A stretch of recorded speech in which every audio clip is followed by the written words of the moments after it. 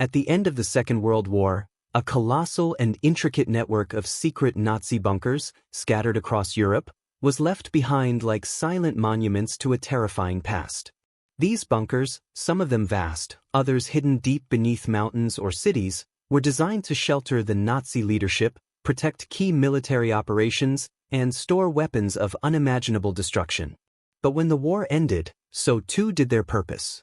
And the world was left with the monumental question: what happens to a machine designed for war when the war is over? The silence that settled after May 8, 1945, was not just the end of fighting, but the beginning of a different kind of battle. The battle for survival, economic reconstruction, and the unrelenting pressure of dealing with the wartime remnants. What was once a symbol of the Nazi regime's power, secrecy, and militarization soon became a burden, an unwanted relic from an age of violence that had passed. Hundreds, perhaps thousands, of these bunkers were scattered across Europe, from France to Poland, from Norway to Italy, each one a monument to the darkest chapter of human history. Many of them were heavily fortified, equipped with immense concrete walls designed to withstand bombings, attacks, and even nuclear blasts. But with no enemies left to fight, what could they be repurposed for? And who would bear the staggering costs of maintaining such behemoths? The years that followed the end of the war were not just defined by reconstruction, but by economic and logistical pressures that would shape the fate of these bunkers. Across war-torn Europe, resources were scarce, and the priority was clear: rebuilding civilian infrastructure, getting people back to work, and addressing the massive human toll of the war. The bunkers, some of them hidden in plain sight, others still secretive and remote, became nothing more than an inconvenience, a reminder of the chaos that had once engulfed the continent. Their upkeep, let alone their use, became unthinkable. On the ground, in the rubble-strewn cities and rural landscapes, the first decision came quickly: dismantle. But what could be done with all the concrete, steel, and armaments left behind? While some bunkers were immediately abandoned, many others were repurposed. Military assets were reassigned or sold off to the highest bidder, but most of the bunkers themselves were not so easily disposed of. The most significant challenge was the sheer scale of the infrastructure. Some bunkers, like the ones in the heart of Germany, were so vast that they could not easily be dismantled or repurposed. Large, concrete behemoths were left standing in their original forms, their usefulness completely uncertain. The most famous example of such bunkers is the Führer bunker in Berlin, where Adolf Hitler met his end. This bunker, built to withstand air raids and artillery bombardment, was located deep below the Reich Chancellery. Although it became symbolic of the regime's demise, it was left largely intact for years before being destroyed during the Cold War. But not all bunkers shared such notoriety, nor were they as meticulously hidden. The decision to scrap or abandon the bunkers was not made in a vacuum. For many, these bunkers represented a symbol of oppression and war, an unwanted relic that would serve only as a reminder of the horrors of the past. But there was another factor at play: economic necessity. In the immediate aftermath of the war, Germany's economy was in ruins. Factories, offices, and homes lay in rubble, and millions were unemployed. The Allies, who now controlled most of the German territory, were faced with the unenviable task of rebuilding an entire country while dealing with the consequences of Nazi militarism. As part of their efforts to demilitarize Germany, they moved quickly to dismantle as much of the Nazi war machine as possible. This included not only the tanks, planes, and ships that had once made up the Wehrmacht, but also the bunkers and fortifications that had been built to protect the Nazi leadership and military infrastructure. In the early years following the war, these bunkers were subjected to a massive, often haphazard, effort at demolition. The concrete walls were bombarded with explosives, the steel doors and shutters were stripped away and sold off for scrap, and the underground passages were sealed or flooded. In some cases, the bunkers were simply abandoned, left to be reclaimed by nature. But in many places, the bunkers were simply too large, too entrenched in the landscape, to be completely destroyed. A case in point is the vast network of bunkers built along the Atlantic Wall, a series of coastal defenses stretching from Norway to France. These massive fortifications, designed to withstand Allied bombings, were built into the very earth itself. The The scale of the destruction required to tear them down was simply too great, and many of these bunkers remain to this day, half-buried and forgotten. Meanwhile, in other parts of Europe, some bunkers found a new, unintended purpose. In the former Nazi-occupied countries, especially in France and Belgium, the bunkers became remnants of a tragic occupation, yet some were repurposed. Farmers, businesses, and even local authorities found ways to make use of these seemingly indestructible structures. Some bunkers became storage depots, others were used as silos or warehouses, and a few even found new life as local power stations or makeshift homes for the displaced. However, these uses were often short-lived, and as economic recovery took hold across Europe, these temporary measures were quickly abandoned. In Eastern Europe, the fate of the bunkers took a different turn. With the rise of the Soviet Union and the onset of the Cold War, some of the bunkers that had once served the Nazis were quickly turned into military installations by the Soviet forces. The Red Army, eager to maintain control over the region, used the bunkers as part of their military infrastructure. Some were equipped with new, Soviet-made machinery and converted into communications or radar stations. The bunkers became a symbol of the shifting balance of power in post-war Europe, a reminder that the Cold War was now the defining conflict of the era. For the civilians living in the shadow of these bunkers, the post-war period was one of uncertainty. Some viewed the bunkers as a source of curiosity, while others saw them as a tragic reminder of the recent past. For the survivors of the war, especially those who had lived under the Nazi occupation, these structures were seen as both symbols of oppression and a source of historical interest. And as the years passed, many of the bunkers became forgotten, their history buried beneath layers of time and neglect. Yet, a few remained, hidden deep in the landscape, waiting to be rediscovered. As Europe rebuilt and the scars of war began to fade, the fate of the bunkers grew less urgent, but their presence persisted. They were no longer vital fortifications but relics from a time long past, their purpose long extinguished, but their physical presence lingering in the landscape. In the years immediately following the Second World War, Europe was a continent gripped by recovery. The devastation of the war left much of the region in ruins, with entire cities flattened, economies shattered, and populations displaced. Yet among the rubble and ash, remnants of the past remained, silent, immovable monuments to the conflict that had just ended. One of the most persistent and enigmatic of these remains were the vast networks of Nazi bunkers, which, while initially built for the military and political elite of the Third Reich, were now an inconvenient burden to the post-war world.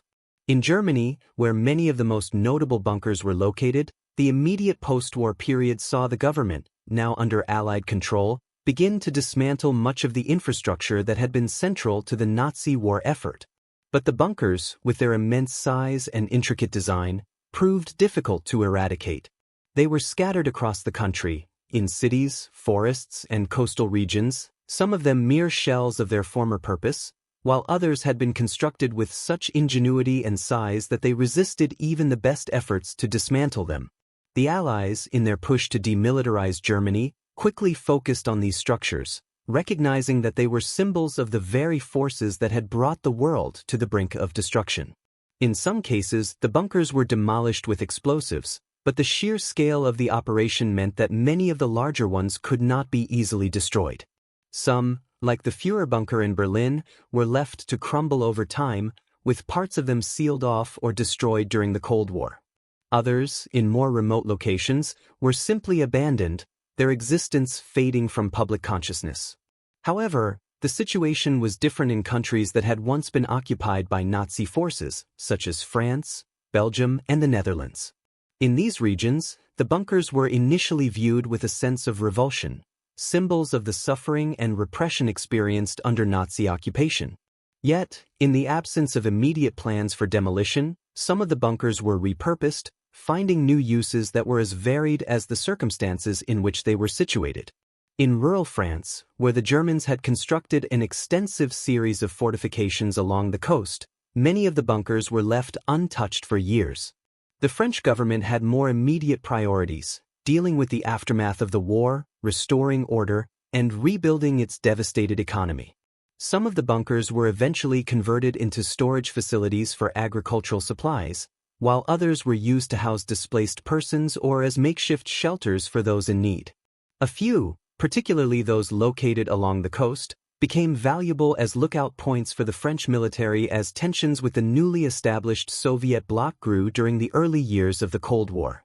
Despite this repurposing, however, the bunkers never fully lost their association with the Nazi regime, and their transformation into everyday spaces was always fraught with historical significance.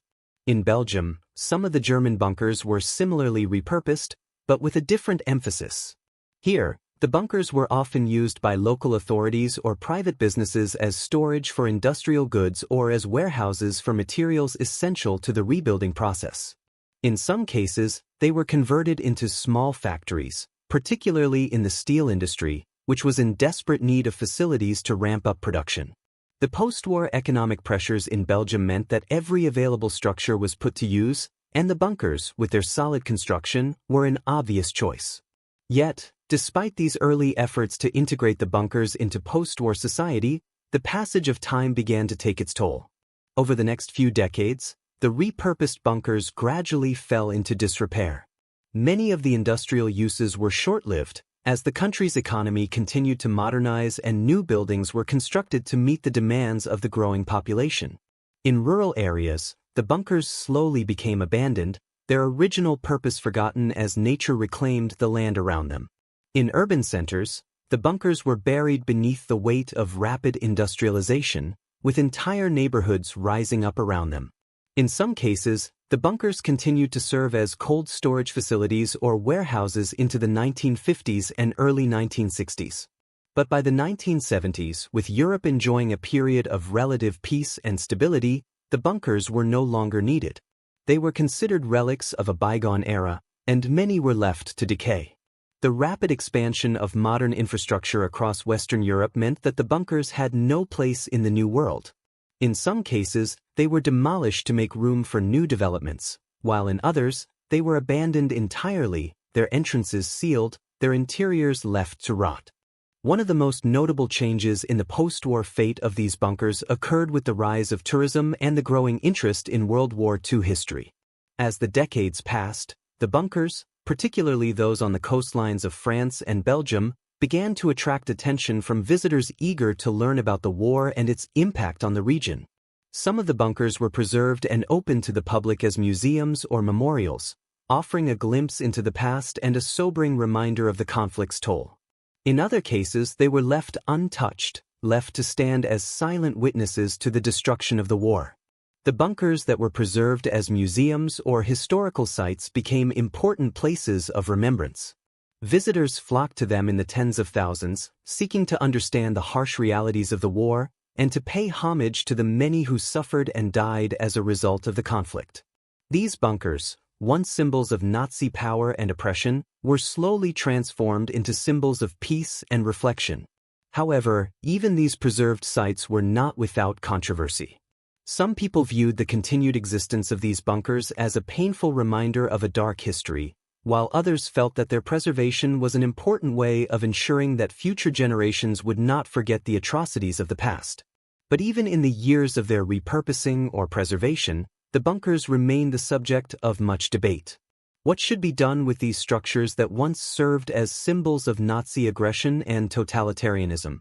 Some argued that they should be torn down entirely, as they were too closely associated with the regime that had caused so much suffering. Others believed that they should be left as historical monuments, serving as a reminder of the horrors of war and the consequences of unchecked power. Still, others saw the bunkers as an opportunity to repurpose history, turning these structures of terror into spaces of education, reflection, and remembrance. As the Cold War progressed and tensions between East and West escalated, the bunkers in Eastern Europe experienced a shift in their fate.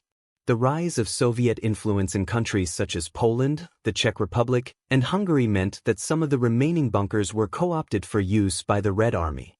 These bunkers, which had originally been built to protect the Nazi high command, were now used to house Soviet troops and their equipment. Some bunkers were converted into storage facilities for military supplies, while others were used as radar stations or communication centers. The bunkers, which had once stood as symbols of fascism, became part of the Soviet military infrastructure, another reminder of the shifting balance of power in post-war Europe. Despite these various uses, the ultimate fate of the Nazi bunkers in Europe was largely shaped by the changing tides of history. By the end of the 20th century, the bunkers, whether abandoned, repurposed, or preserved as historical monuments, had long since lost their relevance as military structures. They were no longer needed for defense or strategic purposes, but instead became symbols of the past, reminders of a war that had changed the course of history and left scars that would not easily heal. Today, many of these bunkers stand as silent, weathered reminders of a darker time, half buried in the landscape, waiting for history to move past them.